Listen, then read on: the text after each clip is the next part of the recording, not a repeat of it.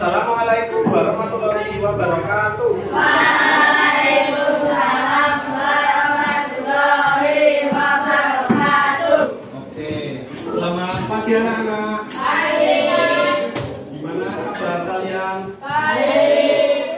Oke, alhamdulillah. Kemudian hari ini siapa yang sudah berangkat ke sekolah? Nah, berarti ini sebelum memulai kegiatan pembelajaran, marilah kita berdoa terlebih dahulu ya, agar pembelajaran pada hari ini dapat berjalan lancar. Siapa yang mau berdoa? Angkat tangan. Oke, Mas David, silakan dipimpin berdoa. Berdoa mulai. 1, 2, 3.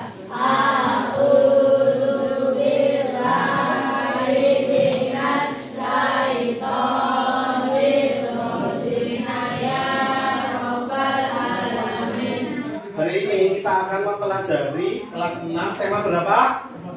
Tema 4, subtema 2, pembelajaran 3, yaitu globalisasi dan Manfaatnya. Anak-anak ada yang tahu nggak apa itu globalisasi? Ada yang tahu nggak? Ini ada sebuah clue-nya ada sebuah gambar ya. Kemudian gambarnya ini kayak cahayanya itu kayak saling terhubung gitu antar negara. Ada yang bisa menyimpulkan nggak dari gambar ini? Nah, jadi globalisasi adalah proses hilangnya batasan-batasan antar negara karena adanya pertukaran pandangan hidup. Jadi seolah-olah globalisasi itu setiap negara atau semua negara itu saling terhubung. Jadinya globalisasi itu ada beberapa faktor ya. Yang pertama, berkembangnya teknologi informasi. Dan teknologi informasi itu contohnya apa? TV, kemudian handphone, terus apa lagi? Laptop, PC boleh, terus ada radio juga kan. Nah, jadi dengan adanya teknologi informasi kayak smartphone atau HP, kemudian ada televisi, radio dan sebagainya, itu kita bisa mengetahui nih kondisi atau kabar dari suatu wilayah lain, bahkan dari negara lain sekalipun. Misalnya kemarin ada gempa ya di Cianjur, udah pada tahu belum? Udah pada tahu kan kenapa? Karena menonton apa? Televisi, betul. Dan yang faktor yang kedua yaitu berkembangnya transportasi. Contohnya apa kira-kira? Mobil bisa, terus motor, beca boleh, bus, bis, sepeda, pesawat. Terus yang di laut itu apa namanya? Kapal. Jadi, nah itu juga bisa. Berkembangnya transportasi itu juga bisa menghubungkan kita ke suatu wilayah lain. Kemudian faktor yang ketiga ada kerjasama ekonomi internasional. Nah, dari penjelasan tadi kita itu bisa menyimpulkan bahwa globalisasi itu dapat terjadi karena salah satunya ada energi listrik. Nah, misalnya kalau kita nonton televisi itu butuh listrik nggak kira-kira? Kemudian kalau kita bermain HP, kalau baterainya habis butuh listrik nggak? Jadi ya betul sekali. Nah, kemudian ada sebuah gambar nih. Apa saja peralatan di rumah kalian yang menggunakan energi listrik? TV betul. HP, kulkas, terus apa lagi?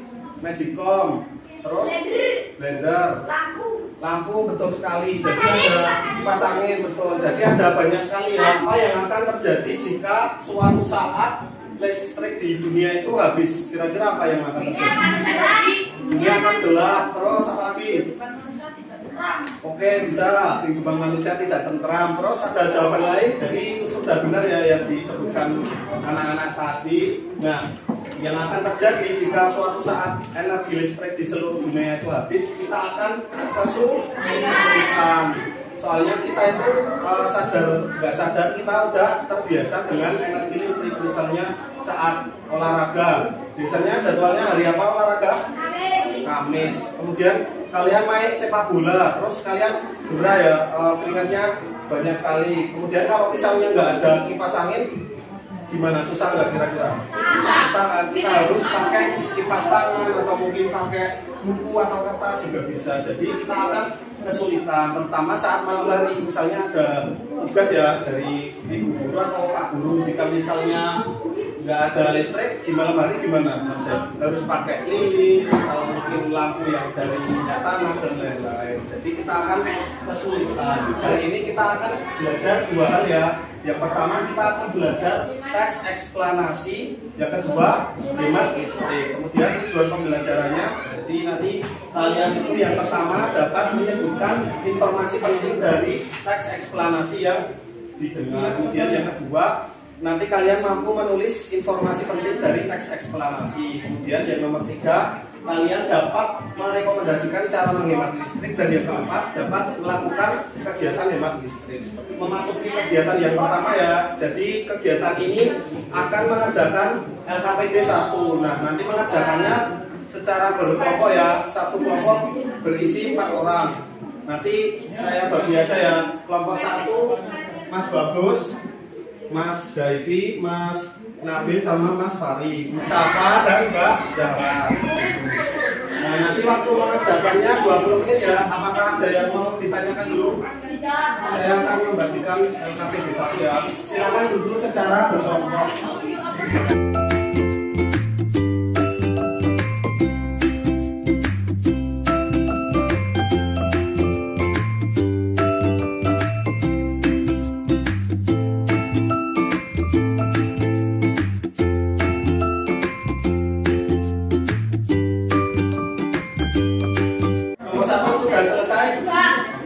Kita akan lanjut presentasi. Nah, ini soal di LKPD pertama ya. Oke, nomor 1. Apa peran energi listrik di era globalisasi saat ini? Jawaban dari kelompok 1 apa? Untuk mempermudah aktivitas hidup manusia. Oke, betul ya. Kelompok lain ada yang jawabannya berbeda dari kelompok 1? Tidak. Nah, oke, sama semua ya. Jadi sudah betul jawaban dari kelompok 1 yaitu untuk mempermudah aktivitas manusia. Oke, kita kasih tepuk tangan buat kelompok 1. 2, soalnya tuliskan ruangan yang boros listrik. Apa jawabannya kelompok 2? Ruang tidur. Kemudian ruang keluarga. Oke. Ada yang jawabannya berbeda? Tidak. Sama semua nih. Oke. Betul ya. Jadi ruangan yang boros listrik adalah kamar tidur dan ruang keluarga. Oke, kita kasih tepuk tangan buat kelompok 2. Menurutmu apa dampak sikap ibu boros listrik bagi warga sekolah? Jawabannya apa? Kelompok 3. Menambah tanggungan listrik dalam pihak sekolah. Oke, bisa menambah tanggungan listrik bagi sekolah. Ada jawaban lain dari kelompok lain? Oke, bisa memperbanyak biaya sekolah. Oke, nomor 4 soalnya, mengapa kita perlu menerapkan sikap hidup hemat listrik? Jawaban dari kelompok 4 apa? Oke, bisa agar kita terhindar dari pemanasan global. Oke, jadi jawabannya banyak sekali ya. Nomor 4, salah satunya yaitu agar kita terhindar dari pemanasan global. Kemudian bisa juga agar kita bisa hemat biaya. Kemudian yang nomor 3, agar mengurangi energi fosil seperti itu. Berikan 3 contoh sikap hidup hemat listrik yang sudah kamu terapkan dalam kehidupan sehari-hari. Oke, mematikan televisi jika tidak digunakan. Kemudian mematikan lampu jika tidak digunakan. Mematikan kipas angin. Oke, jadi kalau kita sudah selesai menggunakan alat-alat yang menggunakan energi listrik, kita harus mematikan ya, biar tidak boros. Selanjutnya kita akan belajar tentang teks eksplanasi. Ada yang tahu? Ada yang sudah tahu apa itu teks eksplanasi? Oke, jadi teks eksplanasi itu berasal dari bahasa Inggris ya. Explain atau menjelaskan. Jadi teks eksplanasi itu sebuah teks yang berisi penjelasan atas sebuah kejadian, entah itu kejadian alam atau sosial atau ilmiah dan budaya. Tiap kejadian yang ada di dunia ini tuh selalu memiliki proses dan hubungan sebab akibat seperti itu. Kemudian contoh kejadian alam ada apa aja? Davy, longsor bisa, kejadian alam. Banjir, gempa bumi, terus apa lagi? Tsunami, betul. Kejadian sosial contohnya apa aja? Yang cewek, pengangguran, kesehatan dan lain-lain. Oke, ini ciri teks eksplanasi. Jadi ada 4 ya. Yang pertama, informasi yang dijelaskan atau disajikan di teks itu berdasarkan fakta. Artinya kejadian yang terjadi di teks eksplanasi itu benar-benar terjadi ya, bukan hoax atau mungkin berita bohongan seperti itu. Jadi yang kedua, biasanya teks itu isinya berhubungan dengan ilmu pengetahuan. Kemudian yang ketiga, bersifat informatif, dan yang keempat, fokus pada hal yang bersifat umum. Untuk teks eksplanasi, pernyataan umum. Nomor 2, urutan sebab akibat atau biasa disebut dengan deretan penjelas. Yang nomor 3 apa? Interpretasi. Betul sekali. Jadi strukturnya ada 3 ya. Yang pertama, pernyataan umum. Nah, di bagian ini tuh dijelaskan mengenai gambaran umum kejadian tersebut. Misalnya ada tsunami ya. Tsunami itu di bagian pernyataan umum dijelaskan tsunami itu apa, kemudian prosesnya bagaimana, pokoknya gambaran umum tentang tsunami seperti itu. Yang kedua, urutan sebab akibat. Nah, nanti di bagian ini dijelaskan mengenai penyebab dan akibat dari tsunami misalnya. Jadi nanti dijelaskan secara rinci ya, penyebab tsunami itu apa aja, kemudian akibat yang ditimbulkan itu apa aja, nanti akan dijelaskan di urutan sebab akibat. Kemudian yang ketiga yaitu interpretasi atau penarikan kesimpulan. Jadi seolah-olah kita itu kayak komentari itu atau memberikan ulasan dari teks tersebut seperti itu. Nah, apakah ada yang mau ditanyakan? Jika tidak ada, kita lanjut kegiatan yang kedua ya, yaitu mengerjakan LKPD 2. Nah, nanti akan saya bagikan LKPD-nya, kemudian kalian mengerjakan secara berkelompok ya, kayak tadi. Jadi, waktunya 30 menit ya.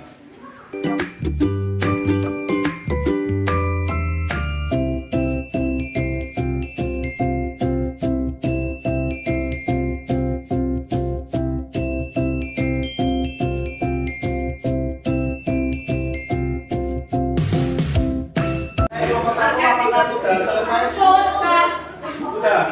Oke, kelompok 2? Sudah. Kelompok 3?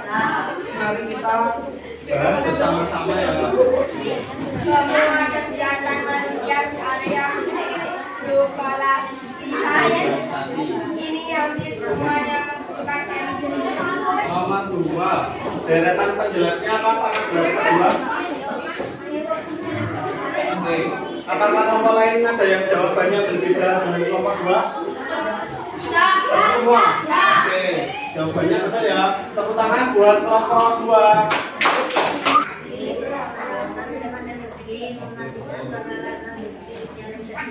Oke, betul sekali. Simpulannya apa?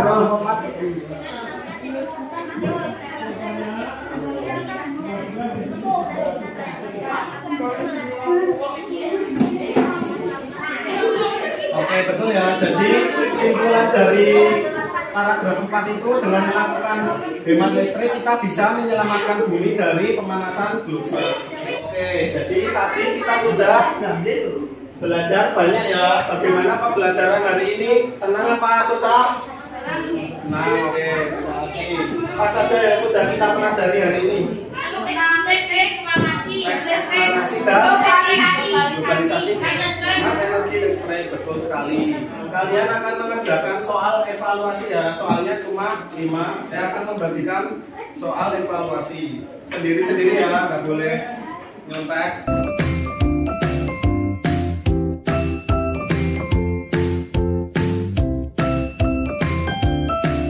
Waktunya sudah 10 menit ya. Siapa yang belum selesai katakan. Karena waktunya sudah 10 menit, dikumpulkan ya.